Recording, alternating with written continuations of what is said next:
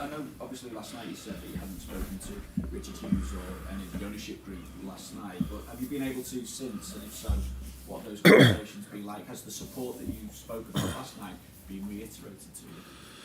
Yeah, we've had the same conversations as we've had since I'm here. And as I'm not sure if I said it last night, but we fight on and we try to improve. That's what we all try. But the conversations have been the same as they've been for the past 1.5 years. For you at the moment, is there an anger, or maybe that's too strong, is there a frustration or a feeling of being let down by your players at the moment who aren't necessarily reaching the standards that we've come to expect from them? No, not at all. Although I do agree with you that our standards, and with our I mean the team, have not been of the standards that we are used to and that we want. So we think we can play better than we do. But last season, when we did really well, there was a lot of focus on certain individuals, and I always said it should be about the team, and the team makes the individuals look very good. And if the opposite is happening, we should also look at the team and not at the individuals. So that's where it's about for me. You also said that you have to look at yourself. What can you do different, if anything? Nah, that's not so easy to say what can I do different, but it's quite normal if you win or lose or draw that you reflect on a game. Which decisions have you made? What have you done during the week? All kind of usual things managers do if they win or lose. But maybe you do it a little bit more if you lose. You try to find the answer to what is needed to win a game of football. And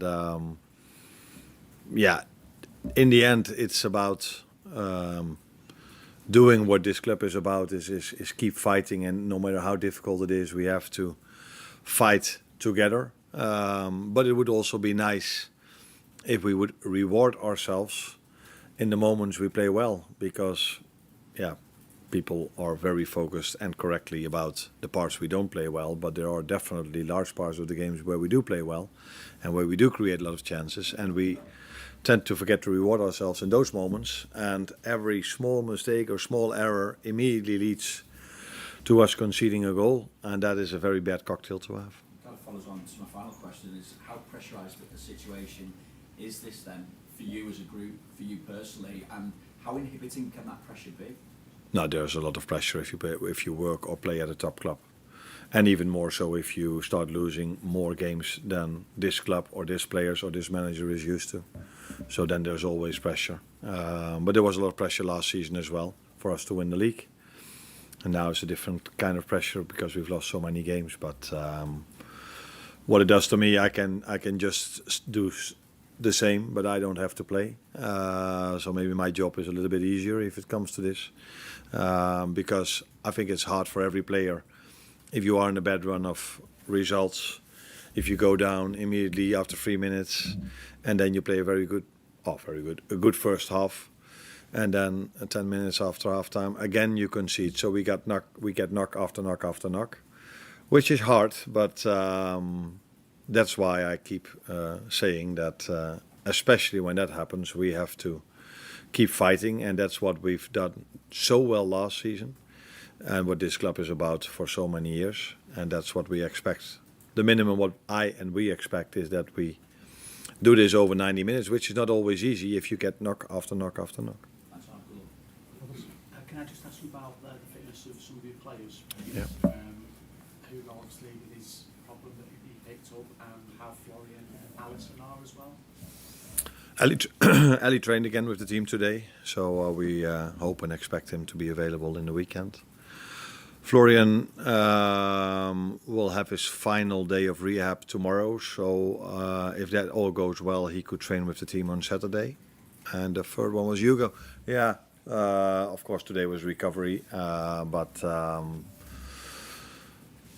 they don't expect that it has to be a big issue. But yeah, games come fast, so let's see for the weekend. But it shouldn't have to be a big issue. As far as West Ham are concerned as well, it feels like it's been a long time for you that they're moving in a different direction now under Nuno Espirito Santo. They seem to have got a new wind and a fresh confidence of their own, I suppose. How do you feel they've been doing? Yeah, like you said, he's having an impact on their results. He's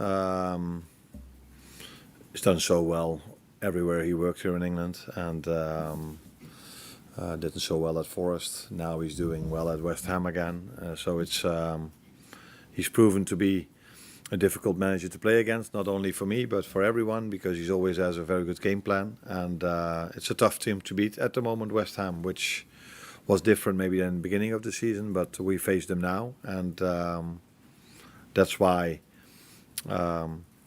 we definitely need to be ready for a challenge, because that's what they will give us, because they know, of course, after our recent run of results, that that's probably different for them to play against us now than it was 3 or 4 months ago. Looking at the XG stats for the last 3 games, Liverpool's is 6.59 and your opponent's 5.39 combined. I just wonder what would you take from that? Frustration. XG don't always tell you the right story, because I think it's also important when do you get those chances. So and after you concede, you tend to be more open than when you're 1 or 2-0 up. I think when we were 1-0 up against Real Madrid and 2-0 against Villa, we hardly conceded a chance, and that has happened in many more of our games when we were leading. But yeah, when you chase the game, you concede normally more. But I think a large part of this XG that we create is in the first part of the game as well. And that's why one of the players said today, and I just used that quote, we don't reward ourselves for good phases of the game or good parts of the game. And this is probably what is best shown in our XG created, because it's ridiculous, because normally you score more than your XG. The amount of times you see a team scoring 3 or 4 goals from from a low XG value, and then if you see our XG yesterday evening, but yeah, I didn't need XG to know that we missed a lot of chances. And Curtis Jones gave quite a passionate interview after the game last night. I just wondered what you thought of what he said, and that kind of passion, that anger, that frustration. How does it feel when you hear your players speaking like that? Then you assume that I heard what he said, and that is what I didn't. So after the game, I have to do 120 interviews. He said that he was past being angry and spoke about wanting to be a dog and tackle out there, do some of those kind of things as well. Really good if you bring it to the game, and I think this is what the players at least tried to do yesterday. All the data in terms of running data were very high. They had a lot of personal bests, so they tried yesterday a lot, but it didn't lead to anything in terms of result. And I think this is what he is saying. If we can bring this as a team to the game, this is where is the minimum I expect, and the minimum defense expect from us, that we fight. And this is, I use the word fight, he uses probably some other words, but I think we're on the same page when it comes to how we want to get out of this situation. Carl, the back. Just wondering how you go about restoring damaged confidence, because I assume that's something obviously you can't train that into them. But is there anything you can do to try and help them? Because it's obviously morale is so low on the pitch at times.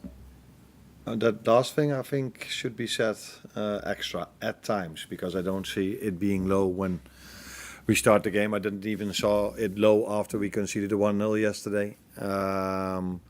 But after the 3rd, the 4th or the 5th knock, then after the 3-1, I also saw a very difficult 5 to 10 minutes. But before that, even when we conceded the 2-1, again had a disappointment. We were able to generate enough chances, enough XG to make the 2-2. But after they scored the 3-1, I could indeed see that it hurt the players, and that wasn't the period where our fighting spirit was the best in the game, to say it mildly. But when they're in that mindset, are you confident your message is still getting across to them? After the 3-1, it's very difficult to get a message across to them when I'm at the sideline. But before the game and during halftime, I think the message comes across to them. If I see how we create our chances, it is a lot of the things we train and what is in the meeting. But unfortunately, it doesn't lead to goals, and that is difficult for them, for me, for our fans, for everyone. But that the message comes across is very clear to me if I see the way we generate our chances. That is a lot from the work we do on the training pitch and during the meetings. So yeah, that's for me that's obvious. But yeah, when we're 3-1 down, then it's difficult to get the message across. If you're standing not so far, but if you're not standing on the pitch. Beth? Can I just ask about Joe Gomez? I know you obviously said the other day you had an injection last week, but how close is he to being able to play sort of meaningful minutes? Oh, close. He could have been involved yesterday as well in terms of minutes. But yeah, when we are 2-1 down or 3-1 down, I tend to make offensive substitutions. And for him to start a game is also definitely a possibility. But Konate didn't train 2 days before the game. He was a bit of a liability 2 days before. And then if you don't have that many defenders to start with, two players that maybe might not be able to play the whole 90, that's kind of a risk as well. So I decided to keep him. How do you say this? But you know probably what I mean. To keep him there for if Ibu was injured, and not to have to make two substitutions, because then probably would have ended up with one or two defenders. How did you sleep last night? What do you think? Not so well. No, not the best. Not completely poor. It wasn't as if I lie awake for the whole night, but although if we win, I don't sleep well. Also. So then there's probably a lot of adrenaline, and now there's a lot of thoughts going through your mind. But I had a few hours of sleep, enough to be able to be fresh again this morning. Peter Bos yesterday said after the game that he would have a drink with you.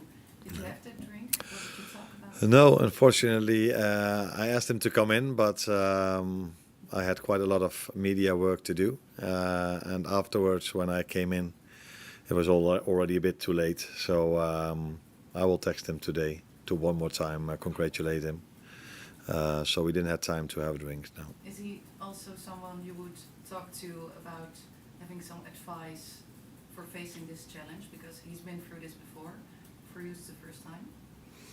I think there are a lot of people which I could call for advice, but there are a lot of people working at this club that can give me very good advice as well. No. You spoke just now about the messaging between you and the players, and also you spoke about how there was good moments mostly in the first half compared to the second half. If you think back to last season, there were so many occasions where you were able to change things at half-time and get an improved performance. So do you think there's any difference in how you're adapting and assessing what's happening in that half-time period, or do you feel like the players are still taking on that messaging in the same way? I think we always remember the last one or two games the most. I think our second half performance against City was much better than our first half performance. If I go further back, so the first loss we had was against Crystal Palace. Our second half performance was much better than the first half performance. So it has been, all the losses we've had have had a different story. And the last two, indeed, the second half wasn't as good as the first half, but in the last two we conceded straight after half-time. After already being disappointed in the first half, not getting what we thought we deserved. And like I said, in my opinion, the players kept on fighting after 2-1 because we were able to create 2 or 3 very good moments and chances. The Cody Gakpo header is, I think, usually a goal. But this moment of time, not for us.